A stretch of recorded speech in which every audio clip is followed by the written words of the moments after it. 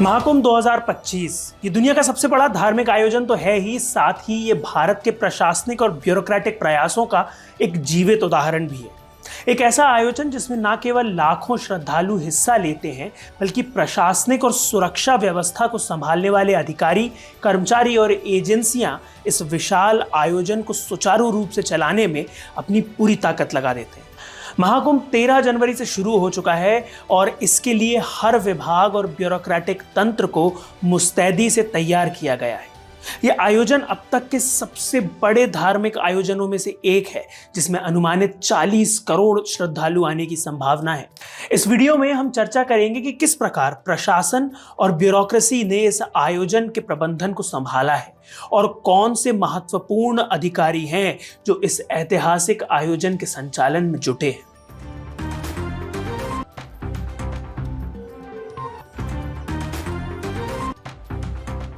कुंभ दुनिया का सबसे बड़ा धार्मिक और सांस्कृतिक आयोजन है जो हर 12 साल में एक बार आयोजित होता है। लेकिन 2025 का महाकुंभ इस बार बेहद खास है, क्योंकि ये 144 साल में एक बार होने वाला महाकुंभ है। इस बार ग्रहों की दुर्लभ स्थिति के कारण जहां सूर्य, चंद्रमा, बुध और बृहस्पति एक साथ आकर महाकुंभ के आयोजन को अद्वितीय बना रहे हैं। इस अवसर पर प्रयागराज के संगम, गंगा, यमुना और सरस्वती नदियों के संगम पर 40 करोड़ से अधिक भक्तों के आने की संभावना है। ये एक ऐसा आयोजन है जिसमें 1.5 करोड़ से अधिक श्रद्धालु एक ही दिन में शाही स्नान के लिए संगम में उतरते हैं और इन भक्तों के साथ साथ प्रशासन को ये सुनिश्चित करना होता है कि हर व्यक्ति सुरक्षित और आरामदायक रूप से स्नान कर सके तथा सभी व्यवस्थाएं सटीक रूप से काम करें। ऐसे आयोजन की सफलता केवल धार्मिक और सांस्कृतिक दृष्टिकोण से ही नहीं, बल्कि प्रशासनिक दृष्टिकोण से भी अनिवार्य है। महाकुंभ मेले का प्रबंधन एक विशाल ब्यूरोक्रेटिक नेटवर्क द्वारा किया जाता है, जिसमें आईएएस, आईपीएस और अन्य उच्च स्तरीय अधिकारी शामिल हैं। इन अधिकारियों की मेहनत, समर्पण और संगठन क्षमता से ही यह आयोजन सफलता प्राप्त करता है। तो चलिए जानते हैं उन अधिकारियों के बारे में जो महाकुंभ के आयोजन को सफल बनाने में महत्वपूर्ण भूमिका निभा रहे हैं। विजय विश्वास पंत को प्रयागराज मेला अथॉरिटी का चेयरपर्सन नियुक्त किया गया है। विजय विश्वास ने पहले आजमगढ़ के मंडलायुक्त के रूप में कार्य किया है और अब वे महाकुंभ के आयोजन की निगरानी कर रहे हैं। उनकी जिम्मेदारी है इस पूरे आयोजन की रणनीति बनाना और अधिकारियों के बीच समन्वय बनाए रखना। वे 2004 बैच के आईएएस अधिकारी हैं और उनके नेतृत्व में मेले से जुड़ी सभी प्रशासनिक योजनाएं तैयार की जाती हैं और उन्हें सख्ती से लागू किया जाता है। विजय किरण आनंद का नाम महाकुंभ 2025 के प्रमुख ब्यूरोक्रेटिक चेहरों में सबसे खास तौर पर लिया जाता है। 2009 बैच के आईएएस अधिकारी विजय किरण आनंद ने इस आयोजन के मेला अधिकारी के रूप में कार्यभार संभाला है। उनका कार्य महाकुंभ के समग्र आयोजन की रणनीतिक दिशा तय करना। इसके अलावा वे सुनिश्चित कर रहे हैं कि मेले में सुरक्षा, स्वास्थ्य सेवाएं, यातायात और भीड़ प्रबंधन जैसी सुविधाएं पूरी तरह से व्यवस्थित हों। विजय किरण आनंद ने माघ मेला 2017 और अर्ध कुंभ 2019 जैसे बड़े धार्मिक आयोजनों में पहले ही अपनी कुशल प्रशासनिक क्षमता का प्रदर्शन किया है।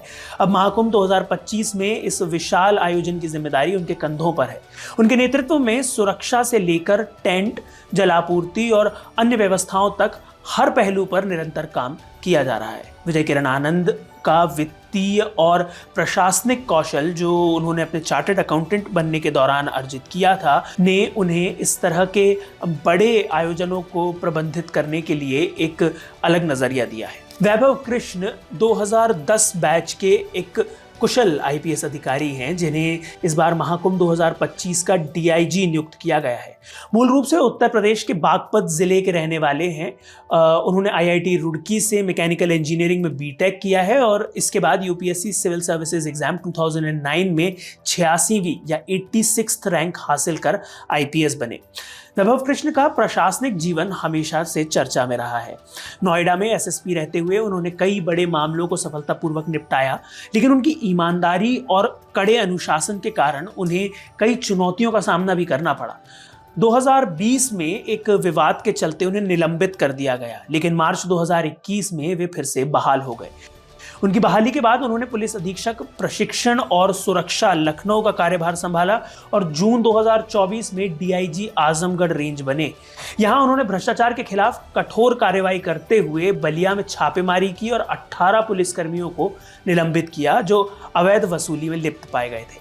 महाकुंभ 2025 में डीआईजी के रूप में वैभव कृष्ण की भूमिका सुरक्षा और आपातकालीन प्रबंधन में केंद्रीय है। उनके नेतृत्व में AI enabled CCTV, drone surveillance और फेस रिकॉग्निशन टेक्नोलॉजी जैसी अत्याधुनिक प्रणालियों का उपयोग किया जा रहा है।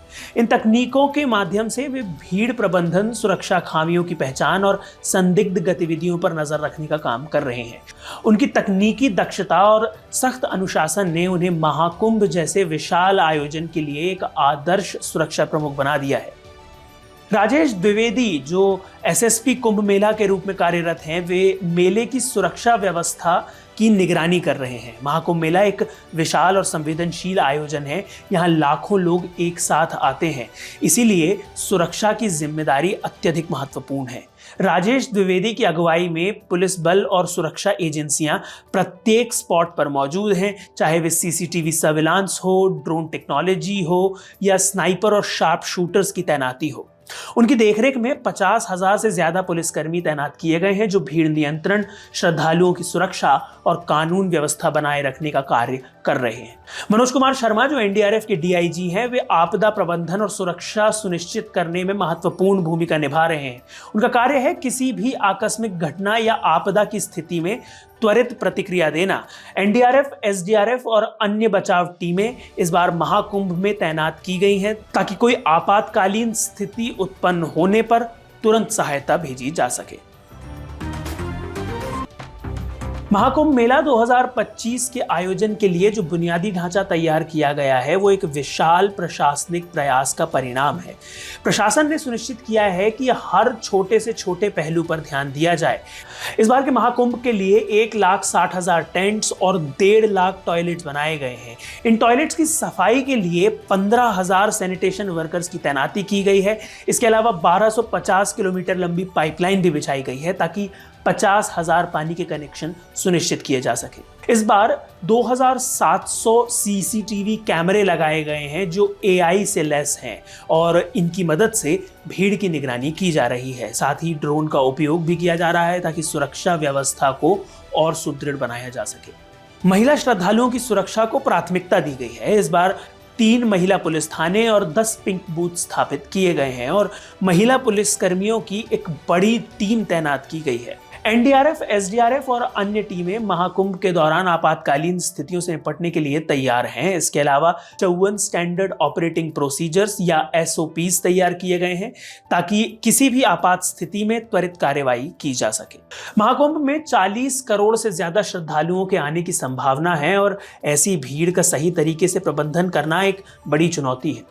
इस बार 30 पॉन्टून ब्रिजेस, 7 नए बस स्टैंड और 90 सड़कें बनाई गई हैं। इसके अलावा वर्तमान में 125 एम्बुलेंस और 100 बेड वाले केंद्रीय अस्पताल के साथ साथ 25 फर्स्ट एड पोस्ट भी स्थापित किए गए हैं ताकि किसी भी स्वास्थ्य संकट से निपटा जा सके। महाकुंभ में प्रशासन की मदद के लिए निजी कंपनियां और वॉलंटियर्स भी बड़ी भूमिका निभा रहे हैं। जस्ता शिविर, झूसी जैसी जगहों ने श्रद्धालुओं के लिए लग्जरी टेंट की व्यवस्था की है ताकि वे एक आरामदायक और सुरक्षित स्थान पर विश्राम कर सकें।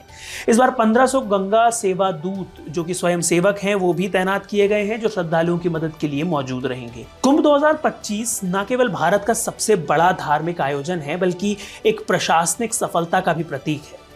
विजय विश्वास पंत, राजेश द्विवेदी, मनोज कुमार शर्मा, विजय किरण आनंद और बाकी वरिष्ठ अधिकारियों के नेतृत्व में ये आयोजन न केवल धार्मिक दृष्टिकोण से महत्वपूर्ण है बल्कि प्रशासनिक दृष्टिकोण से भी एक प्रेरणा है। सभी अधिकारी और उनकी टीम मिलकर इस विशाल आयोजन को कुशलता से प्रबंधित कर रहे हैं और ये एक उदाहरण है कि कैसे भारत की ब्यूरोक्रेसी हर चुनौती का सामना करती है।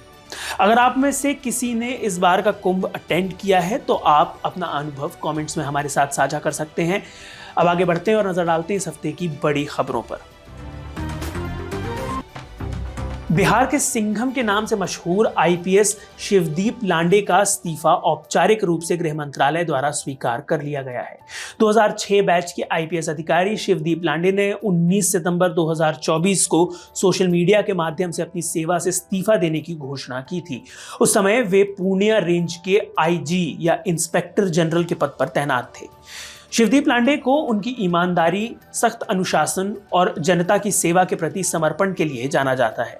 उन्होंने बिहार पुलिसिंग में अपनी छाप छोड़ी है और जनता के बीच सिंघम के नाम से प्रसिद्ध हुए। हालांकि उनके इस्तीफे के बाद कयास लगाए जा रहे थे कि वे अब किसी राजनीतिक पार्टी से जुड़ेंगे और बिहार छोड़ देंगे, लेकिन उन्होंने सोशल मीडिया के जरिए साफ किया कि वे बिहार में ही रहकर जन कल्याण के कार्य करेंगे और राजनीति में आने की उनकी कोई मंशा नहीं है। मूल रूप से महाराष्ट्र के निवासी 48 वर्षीय शिवदीप लांडे ने पिछले साल पूर्णिया में आईजी के पद पर रहते हुए अपना इस्तीफा दिया था। यह इस्तीफा प्रक्रियात्मक समीक्षा के बाद मुख्य सचिव के माध्यम से गृह मंत्रालय को भेजा गया था, जिसे अब मंजूरी मिल गई है।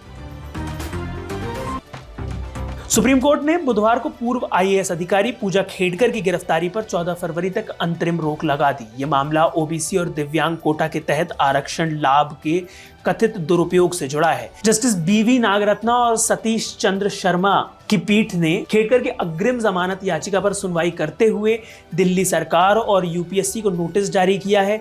इस मामले पर हमने इंडियन मास्टरमाइंड्स पर विस्तार से कवरेज की है। आप डिस्क्रिप्शन में दी गई लिंक्स के जरिए इस बारे में और जानकारी प्राप्त कर सकते हैं। अब बात करते हैं इस हफ्ते की मेजर ट्रांसफर्स और पोस्टिंग्स की। इस हफ्ते केंद्रीय और राज्य प्रशासन में बड़े बदलाव किए गए हैं। 1993 बैच के आईपीएस अधिकारी सुनील कुमार झा को सीआरपीएफ के स्पेशल डायरेक्टर जनरल के रूप में नियुक्त किया गया है। उनके व्यापक अनुभव से सीआरपीएफ की रणनीतिक और संचालन क्षमताओं को मजबूत करने की उम्मीद है। इसी के साथ सीबीआईसी यानी central board of indirect taxes and customs ने वरिष्ठ आईआरएस अधिकारियों के तबादले किए हैं।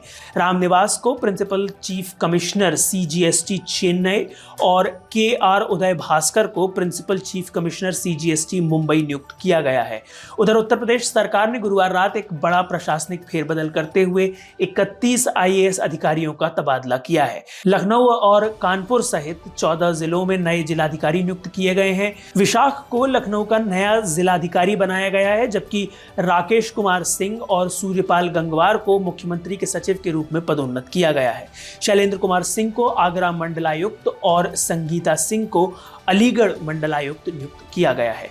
पूरी लिस्ट देखने के लिए आप हमारी वेबसाइट का रुख कर सकते हैं, लिंक डिस्क्रिप्शन में दिया गया है। इस हफ्ते के एपिसोड में इतना ही। आज के वीडियो में कवर की गई न्यूज़ के बारे में आपकी क्या राय है, आप कमेंट्स में हमें बता सकते हैं। अगर आपको ये वीडियो पसंद आया तो इसे लाइक और शेयर करें, साथ ही इंडियन मास्टरमाइंड्स को सब्सक्राइब करें। Thank you for watching.